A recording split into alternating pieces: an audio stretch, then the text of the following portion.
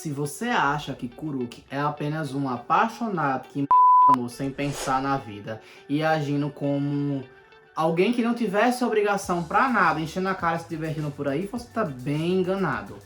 Bom dia, boa tarde ou boa noite, sejam bem-vindos a mais um vídeo do canal. Eu sou o Cleiton Moore e hoje eu vou falar sobre o avatar Kuruk. Então vamos começar. Bem, o avatar Kuruk, que é o avatar que veio antes de Kyoshi, na sucessão do avatar, né? Era um avatar da água, da tribo da Água do Norte. E ele é conhecido normalmente como que ele era ótimo no Paisho, mas ele adorava uma gandaia. Vivia de encher a cara, viajando pra cá e pra lá, bebendo muito, bebendo todas, digamos assim, se engraçando pra muitas. Mas nem toda a vida dele foi assim. E ele tem um motivo para ser assim. Vou explicar um pouco de como é que foi a vida dele. Bem, nos livros de Kyoshi aparecem algumas referências e algumas coisas sobre o avatar Kuruk, até que revela boa parte da lore e da vida dele como um todo. Fala dos momentos que ele conheceu os amigos dele. O primeiro deles foi Jianzhu. Quando ele foi denominado o avatar, Jianzhu estava lá. E se sentiu reconhecido em Kuruk e vice-versa, porque eles eram dois adolescentes que estavam aprendendo a dominação, mas eles não queriam ser tão ortodoxos. Então eles tinham meio que... eles não queriam aprender da maneira apenas preto no branco das dominações. No caso de Kuruk, ele já sabia dominar a água, então a próxima dominação seria a terra. E aí Jianzhu estava treinando junto com ele. Ele não queria usar a dominação de terra apenas nos meios convencionais, vamos dizer assim. E eles viram que tinha isso em comum, que conseguiam ver a dominação de terra como algo além do que aquilo que era ensinado na academia. Então eles decidiram baixar a cabeça e aprender com os professores dessa forma, mas por fora ali, nos momentos livres deles, eles treinavam de formas não ortodoxas, ou seja, eles treinavam de movimentos de dominação de terra que não eram necessariamente como dominação de terra e que funcionavam de forma diferente. Depois que eles foram concluídos ali o treinamento deles de terra, próximo treino, eles viajaram para conhecer os lugares, porque Kuruk era o avatar, e eles chegaram num templo do ar. Lá eles se esgueiraram para poder ver um visão, e eles foram detidos por um monge jovem que os espremeu na parede usando a dominação de ar, ou seja, deu um jato de ar e ficou ali prendendo eles. E denunciou eles para o abade, né? Que eles estavam ali se esgueirando e tal. Em troco disso, esse monge jovem, que tinha aproximadamente a mesma idade que eles, foi denominado como, assim, babá deles. Ficar guiando ali ele e ajudou ele a dominar ar. Foi guia dele. O nome desse monge era Kelsang, que mais na frente é quem adota Kyoshi como filha. E eles começaram a viajar. Quando Kuruk viajou para a Nação do Fogo para reconhecer o professor dele de dominação de fogo, o professor tinha adoecido. E quando ele chegou lá, outra pessoa tinha sido designada para recebê-lo. Essa pessoa tinha sido Heiran. Ela ia recebê-lo e ia ficar ali temporariamente. Só que Jianzhu se apaixonou por ela logo de cara e ficou meio assim querendo flertar com ela, mas ela dando um fora, o que fez uma chacota ali pros amigos dele. Ele virou chacota pros amigos dele. Só que ela alimentava uma coisa, mas Heiran é uma pessoa altamente disciplinada e por isso não deixou que a coisa calonasse nem nada desse tipo. Naquele momento eles começaram a viajar juntos pelo mundo. Eles decidiram fazer um acordo ao qual eles iam treinar entre eles, fazendo com que eles pudessem treinar de maneira não ortodoxa. Então poderiam tentar dominar terra como se fosse ar ou água, ou até fogo, fogo como se fosse ar e assim por diante, fazendo com que eles fossem mais flexíveis e se tornassem excelentes dominadores. Todos eles foram distribuídos dessa forma. E eles desenvolveram uma intimidade tão grande que basicamente foi tratado como um laço lendário. Eles eram amigos inseparáveis de Kuruk e eles evoluíram juntos, os quatro juntos. Só que o que acontece? Kelsang, um dia meditando, conseguiu conhecer o mundo espiritual. E aí, quando ele foi contar para os abades, eles não entenderam como é que Kelsang tinha conhecido o mundo espiritual, porque ele não estava preparado ainda no treinamento dele. E que o mundo espiritual que Kelsang viu era muito colorido, muito vivo, muito lindo. Enquanto que a maioria dos monges, quando não conseguiam naquela época, era uma coisa mais apática, menos viva. Só que o mundo espiritual, ele reflete as suas emoções. Então significa que muito provavelmente Kelsang estava num nível espiritual mais elevado até do que os próprios tutores dele. Você é o bichão mesmo, hein, doido?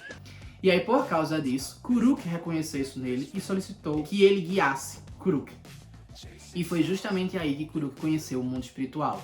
Kuruk não teve muita dificuldade no dia que pararam para tentar entrar no mundo espiritual. Ele foi guiado por Kelsang. Só que quando ele entrou no mundo espiritual, ele não viu coisas muito bonitas, não. Ele encontrou um espírito batendo a cabeça no chão, fazendo um barulho imenso, quase causando um terremoto. Tinha uma rachadura no chão, e pela rachadura ele viu o vilarejo na terra, ou seja, no plano físico, né, ao qual ele estava perto, meditando. Ele entendeu na hora que aquele espírito estava tentando alargar aquela fechadura para que ele pudesse passar e alcançar o vilarejo. Kuruk decorou aquela cena, voltou para o mundo físico, pegou seu planador e saiu sem explicar nada a ninguém. Kelsang ainda estava meditando, enquanto Heiran e Jianzhu ainda estavam atrás dele e ficaram atônitos com aquilo. Kuruk viajou para aquela parte, encontrou a caverna onde tinha essa fenda, entrou na fenda para que pudesse dominar e dali ele começou a batalhar contra aquele espírito. Até que ele conseguiu vencer aquele espírito. Ele não entendeu muito bem o que foi fazendo e com o tempo ele foi polindo essa tática dele. Mas ali, naquele momento especificamente, ele conseguiu derrotar, ele conseguiu destruir o espírito, mas quando ele voltou é como se ele tivesse extremamente doente. Ele sentiu uma dor imensa, um frio imenso vindo de dentro, e ele percebeu que era como se a vida dele tivesse se esvaindo. Ele cai e acaba sendo socorrido pelos amigos mais na frente, e ele acorda nesse vilarejo. Ele passa muito tempo se recuperando sem entender o que aconteceu, não explicou para os amigos, se tinha um frio inexplicável e ele estava se sentindo muito mal, porque ele foi treinado no gelo, então não tinha por que ele estar num vilarejo, em outro lugar, sentindo um frio que não fosse justificável. Isso mexeu muito com ele, fora que os braços doíam muito, a ponto que quando ele saiu da caverna não foi só a dor, ele não conseguia nem mexer os membros, até que uma enfermeira trouxe para ele um pouco de vinho quando ele estava se recuperando, e ele sentiu aquele vinho meio que deu vida para ele de novo, esquentou ele por dentro, meio que atordoou aquela dor que ele vinha sentindo. É, tá bom. A partir dali, daqui pra frente, só foi pra trás. Ele começou a investigar mais isso, mas ao mesmo tempo, todas as vezes que ele tinha a oportunidade de beber, ele enchia a cara pra não sentir aquela dor que parecia acompanhá-lo. Até que um momento ele estava na Nação do Fogo e ele teve uma visão. Ele começou a conseguir interpretar essas visões, seja por um movimento diferente na natureza, seja um sonho, seja uma visão numa meditação, o que é que seja, ele começava a interpretar isso. E todas as vezes ele entrava na fenda e ia destruindo o espírito. Só que uma das vezes na Nação do Fogo que ele fez isso, ele encontrou outro espírito e foi fazer isso. Ele conseguiu dominar, ele conseguiu destruir, mas ao mesmo tempo ele saiu acabado. Foi o segundo espírito que ele conseguiu destruir. E o que acontece? Nesse dia ele foi socorrido por outra pessoa, Nyahitha. Nyahitha era um sábio do fogo, que tinha sido designado para ajudar o Avatar nesse caso. E como ele já sabia da missão, Kuruk conseguiu se abrir com ele e eles conseguiram descobrir o que era. Kuruk manteve isso em segredo dos outros o tempo inteiro. De Jianzhu, de Heiran, de Kelsang, isso os afastou cada vez mais. Ele sofria pelo fardo e ele sofria por ver os amigos se afastar dele para tentar protegê-los. Nyahitha e eles estudaram bastante até que descobriram algumas coisas. Kuruk tinha que matar todos os espíritos que ele encontrasse numa situação dessa. Só que isso custava um pouco da vida dele. A vitalidade dele ia diminuindo cada vez mais que ele derrotava. Não só doía psicologicamente nele, porque ele era tratado como um grande caçador, mas ele era caçador de feras. Mesmo assim ele tinha respeito pela caça. Então não era como se uma coisa ali fosse... Ele era excelente caçador. Ele até fala aqui, o mundo precisava de um avatar que era um exímio caçador. E ele era. A diferença é que ao invés de caçar animais, ele estava caçando espíritos. E ele descobriu que esses espíritos ele precisava caçar porque eles estavam se aproveitando do buraco no espaço-tempo causado por um espírito chamado Chefe Vagalume.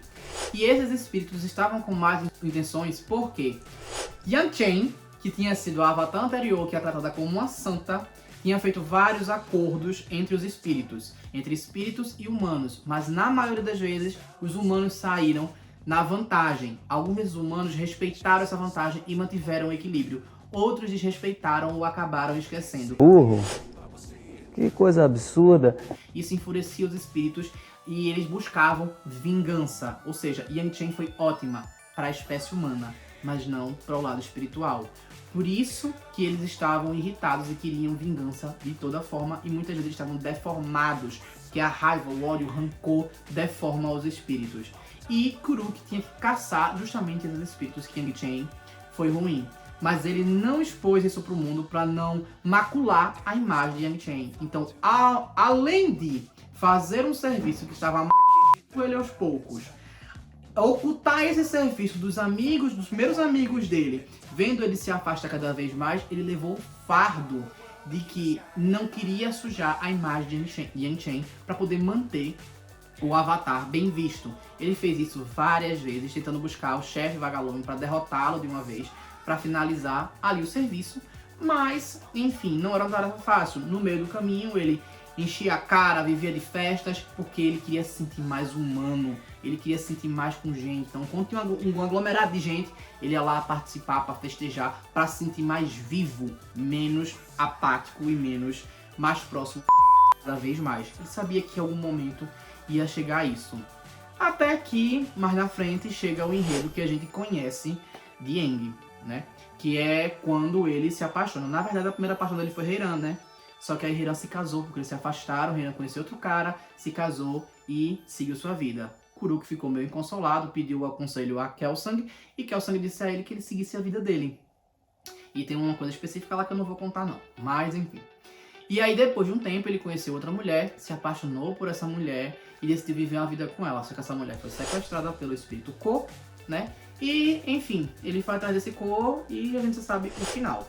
Quanto ao chefe Vagalume, Kuruk tinha encontrado ele sim, tiveram uma batalha. Kuruk conseguiu enfraquecê-lo significativamente, mas não conseguiu acabar com ele. Só que Kuruk cometeu um erro, que foi perguntar o nome do chefe Vagalume.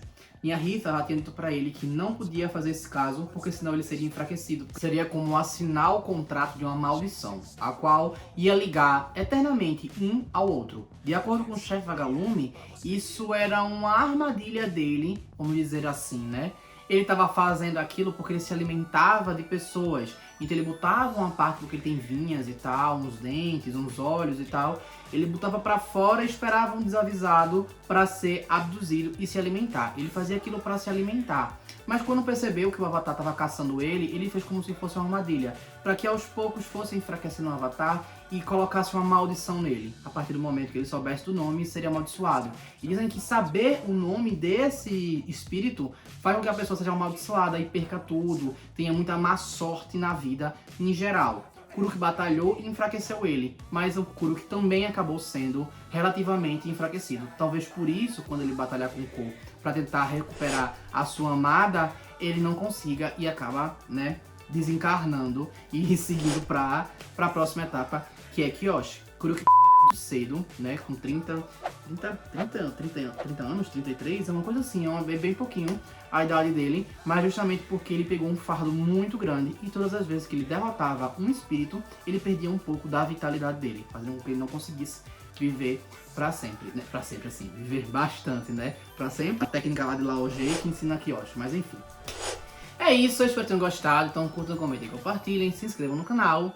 E se não sabem o que escrever, escrevam... Eita! Agora...